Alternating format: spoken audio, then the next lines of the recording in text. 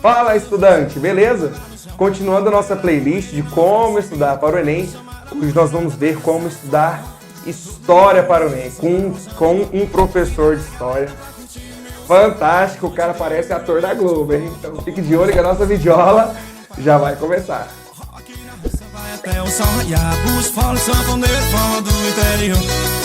Bom, estudante, eu estou aqui com o professor de história Pedro Ivo, meu xará, né? O meu é Pedro Ítalo e o dele Pedro Ivo. Tem até alguns professores que confundem o nome Pedro Ítalo. Você que é o Pedro Ivo? Não, você que é o Pedro Ivo. Né? Quero te agradecer, cara, por aceitar o meu convite, por estar aqui no canal Matematicando. E se apresenta pra galera aí que não te conhece ainda, ou quem já te conhece vai ficar conhecendo ainda mais. Primeiramente, agradeço o convite do Pedro. Valeu, meu querido. Participar aqui do canal Matematicando é uma honra para mim. Eu que também tenho um canal de YouTube, sei como é difícil conduzir o trabalho, manter o trabalho, divulgação, buscar inscritos, né? Agradeço demais a participação. Meu canal chama-se Viagens de Clio, que é um canal especializado em aulas temáticas direcionadas justamente à prova do Enem. Que bacana. A prova de Ciências Humanas do Enem. Então, ó, já vamos deixar o link na descrição para você acessar, se inscrever e assistir as videoaulas lá, né? E eu sou professor de História já há alguns anos aqui em Goiânia, trabalhei em muitas escolas, graças a Deus. Isso é ótimo. E tento, com enorme dificuldade, você sabe disso, Pedro, conciliar o trabalho presencial com o trabalho que vocês acompanham através do YouTube, né? Exatamente. É e quero que vocês entendam que tudo que a gente faz é realmente para ajudar o aluno, sim. né? Dar acesso a, geralmente, aquele aluno que não tem condição de talvez pagar uma escola, que a gente dá aula, né?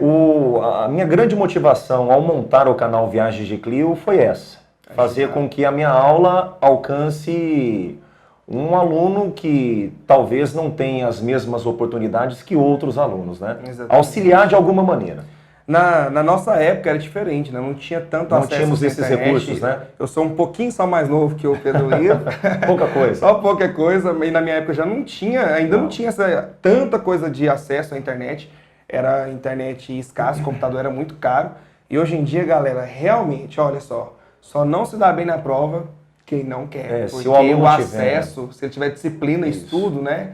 Planejamento, saber estudar, o que estudar e saber utilizar essa ferramenta, esse instrumento que faz a diferença. Se você souber utilizar, se você conseguir conciliar o canal de YouTube com outras atribuições, olhando ali para a prova do Enem, vai se dar bem, com certeza. Exatamente. E é por isso que eu te chamei aqui, Pedro Ivo. Como que faz para estudar história para o Enem? O cara a galera acha que é só ler e fazer exercício. É só isso? Eu não sei, né? Você é especialista em história. Leitura é indispensável para a minha disciplina. Com certeza. Você adquirir um repertório sociocultural, e digo não só para a prova de Ciências Humanas do Enem, olhando também para uma prova de redação. Então a leitura é indispensável, a resolução de exercício também é fundamental. Eu costumo dizer para os meus alunos o seguinte: o melhor caminho, no meu ponto de vista, para se aprender história, é você conseguir fazer a leitura do capítulo antes da aula do professor. É a leitura do capítulo antes da aula, procure se informar com o seu professor, faça a leitura, sublinhe os trechos que você considera importantes, coloque as suas dúvidas anotadas no livro, isso é importante. Acompanhe a aula do professor e, se ainda assim algumas dúvidas persistirem, procurar o professor. Depois disso, resolução de exercícios. Entendi. Como forma de fixação. Mas para você ter um bom desempenho na prova de Ciências Humanas do Enem, eu acredito que o essencial é você conhecer essa prova, o perfil dessa prova, o rosto da prova. E existem algumas informações que podem auxiliar os estudantes. Entendi. O que a gente fala, né? Como que vai derrubar o gigante se você não sabe o ponto fraco do gigante, né? Exatamente. Se for ir com o peito aberto, sem treinar antes, sem se preparar, só vai tomar ré, né? Infelizmente. Então, o primeiro passo, Pedro, e não só para o Enem, se você estabelece algum vestibular... O EG, o FG agora é só pelo Enem, mas o EG ainda não, o Unesp, o UNB, né? Se você, eu vejo assim, o primeiro passo é você escolher uma universidade, a universidade do seu sonho, e o segundo passo é conhecer a prova dessa faculdade. Como que você conhece a prova da faculdade? Tendo acesso às provas anteriores e resolvendo as questões. Exatamente. Somente resolvendo as questões você vai conseguir identificar o rosto dessa prova, o perfil dessa prova, aquilo que cai como com que eles recorrência. discutem, assuntos recorrentes, como que eles discutem esses assuntos. Exatamente, é isso por aí. Perfeito. E no caso da prova de Ciências Humanas do Enem, existem algumas considerações interessantes. Acredito que irá auxiliá-lo demais no momento da prova. Vai anotando aí, galera, vai anotando, fica de olho. Bom, a primeira consideração que eu faço é a prova de Ciências Humanas do Enem, ela exige uma capacidade de leitura e interpretação significativa. Capacidade leitora do aluno. Então é mais ou menos o seguinte, o Enem quer ver se o aluno compreende aquilo que ele está lendo. A sua capacidade de leitura e como que ele interpreta aquela leitura. Nas últimas duas provas, 2016 e 2017, houve um maior equilíbrio entre interpretação e conhecimento, conteúdo. Antes de 2016, a interpretação pesava muito mais do que o conhecimento. Como assim? O aluno até poderia não dominar o tema que estava sendo abordado na questão. Mas com uma boa interpretação, com uma boa leitura, chegava na resposta. Sim. Nas últimas duas provas, 2016 e 2017, especialmente essas duas últimas, houve um equilíbrio entre interpretação e conhecimento. E a interpretação já não é suficiente para se chegar na resposta. Essa interpretação deverá ser aliada a um conhecimento sobre o tema.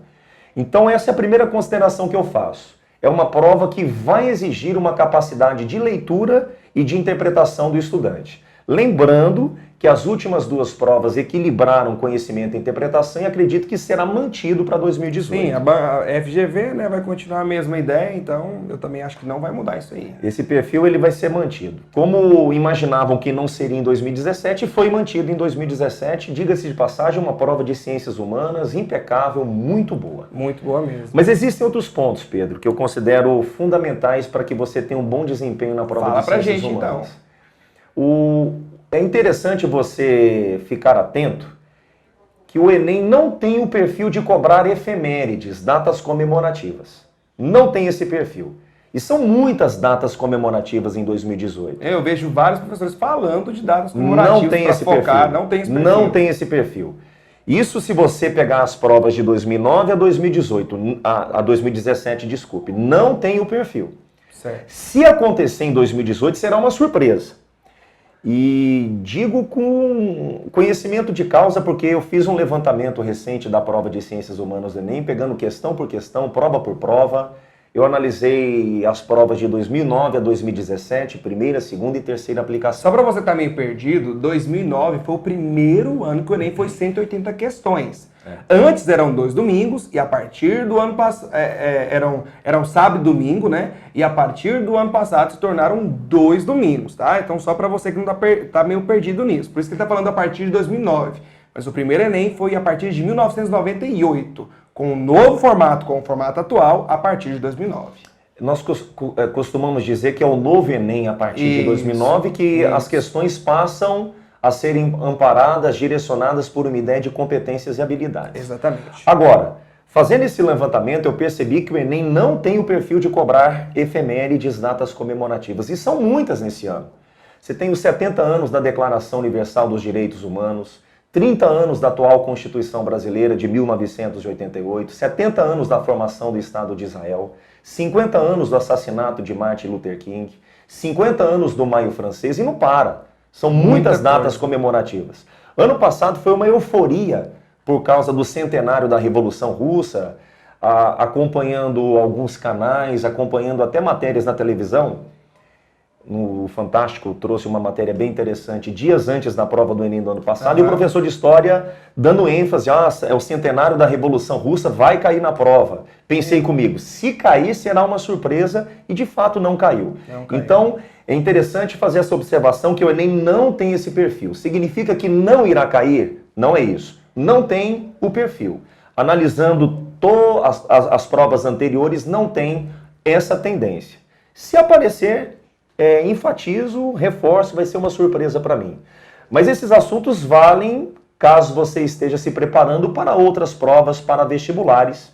Os vestibulares em geral, aí sim com uma tendência de abordar datas comemorativas. Verdade. E, Pedro, eu sei que não adianta, tá chegando a prova 3 meses, todo ano eu faço o Enem, mas eu faço o Enem sem estudar, né? Mas eu tento fazer o meu melhor e eu tenho, ano passado, quase passei para medicina. E vem melhorando, Pedro? Vem melhorando, cara, vem melhorando. Ano passado, história, a minha parte de humanas deu uma caidinha, porque cobraram muitos conceitos. E foi uma prova mais difícil. Foi uma prova mais difícil. Tecnicamente falando, mais difícil. Cobraram muitos conceitos que eu não lembrava, porque eu, galera, estudei errado espanhol, em história. Por exemplo, eu pegava um capítulo ali de Guerra Fria, lia, tentava imaginar as possíveis perguntas e as possíveis respostas, eu perguntava, eu respondia e decorava aquilo, e eu senti muito isso na prova do ano passado, que ela deixou de ser só interpretativa.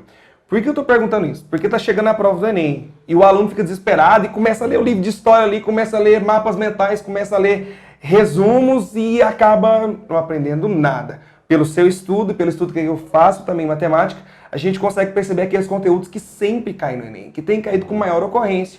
E você pode falar pra gente esses conteúdos que o aluno pode focar para revisar nesses 3 meses que tá chegando aí para fazer a prova? E essa é a dica que eu dou pro aluno que parte do pressuposto de que tem pouco tempo para a prova do Enem, não fez uma boa preparação no primeiro semestre. Então, nesse segundo semestre, procure se concentrar nos assuntos que mais apareceram na prova do Enem. Há pouco eu falava sobre as datas comemorativas. O Enem não tem o perfil de cobrar datas comemorativas, no entanto, o Enem investe muito em alguns temas. Em alguns assuntos, esses temas aparecem com muita frequência na prova. Sim. São eles. Posso falar para os meninos? Demorou. Vamos lá. Anota aí, galera. Não perde. Então, o assunto que mais caiu na prova de Ciências Humanas no Enem, parte de História, de 2009 a 2016, e tendo como referência 21 provas, primeira, segunda e terceira aplicação, é Patrimônio, Cultura e Memória. Só para você ter uma ideia, em 21 provas foram 38 questões de Patrimônio, Cultura e Memória. É muita coisa. É muita coisa. Quase um eixo todinho. 39 em 21 provas? Imagina. O segundo assunto que mais apareceu na prova de Ciências Humanas do Enem é africanos. A temática africanos. Aí entra escravização africana no Brasil, processo abolicionista, negritude, cultura africana, enfim. Foram 33 questões em 21 provas. O terceiro assunto é Segundo Reinado, 32 questões. O quarto assunto é República Oligárquica, são 30 questões. O quinto assunto, Getúlio Vargas, são 27 questões, em 21 provas. O sexto assunto, Regime Militar. O sétimo assunto, Revolução Industrial. O oitavo assunto, Indígenas. E a temática indígena se estende ali à ação jesuítica, a Carta de Pero Vaz de Caminha. Top 9, nona posição, é o assunto Guerra Fria. Um assunto que aparece demais. Bacana. E o último, fechando essa lista aí, o top 10, em 10º lugar é o assunto medievo, Idade Média. Então é interessante o aluno, nesses meses que restam, mergulhar na temática que eu acabei de apresentar para os meninos. Fazer mapas mentais. Se possível. Ler, fazer... Auxilia. Eu, ultimamente, esse ano, eu vou confessar para vocês que nesses últimos meses, nesse mês praticamente das férias, em julho, eu dei uma olhada em alguns conteúdos de história, em alguns canais, principalmente no Viagens de Clio, sobre algumas revisões. E eu me identifiquei estudando assim. Eu lia o capítulo, em cima daquele capítulo que eu li, eu fazia o meu resumo. Tipo, o mapa mental, em uma única folha, de tudo aquilo que eu achava que era importante e que eu entendia, sem olhar no livro. E em cima daquele mapa mental, eu fazia 10 exercícios, níveis Enem. E aí, eu tentava obter uma nota maior que 70%. A que eu tirei menos foi 60%. Das 10, eu acertei só 6, a que eu acertei menos. E teve uma que eu cheguei a acertar 9, não acertei as 10. Então, uma dica que eu daria, né, como matemático, estudando história, é isso. Lê, faça o mapa mental e faz os exercícios, né? Eu acho que é uma boa. A resolução do exercício é imprescindível mesmo. E outra, como você disse, do Enem. Se você está treinando para o Enem, se o seu foco é o Enem, não adianta você pegar uma prova do ITA, o FG, o EG, né? E tentar fazer. Sim. É outro tipo de prova. Tem que pegar a prova daquela universidade que você escolheu. E os canais de YouTube estão aí para auxiliá-los. Matematicando, Viagens de Clio, né? E para você que ficou até o final, o professor Pedro Ivo preparou uma listinha especial aí. Conta aí pra gente dessa listinha, Pedro Ivo, que você tem aí de uns exercícios níveis Enem que você fez. Sim. Eu vou disponibilizar para vocês que seguem o canal uma lista com exercícios modelo Enem, mas são listas são questões que eu mesmo produzi, estilo Enem, para você treinar nesses meses que restam até a prova em novembro, tá? Isso aí. Então o link vai estar na descrição para você entrar lá no Drive e baixar. E onde que a gente te acha? No Facebook, Instagram, YouTube, todo mundo já sabe. Viagem de Clio. Facebook, Instagram. No Instagram vocês poderão me encontrar no @Viagens de Clio, então @Pedro Ivo História. Facebook também nós temos, você vai encontrar na página Pedro Ivo e na página Viagens de Clio. E é por aí. E o canal, né? O canal é o principal, né? É o filho, né? Beleza. Basicamente. Então, galera, você que ficou até o final, curta se não curtiu ainda. Vai lá embaixo, comenta, coloca seus comentários, as suas dúvidas. Eu vou estar passando pro professor Pedro Ivo qualquer coisa. Se inscreva, se não é inscrito, vai lá no Viagens de Clio e também já se inscreve. Pedro, mais uma vez, muito obrigado Valeu, por aceitar o meu convite. Abraço, gente. Um abraço e bons estudos, gente.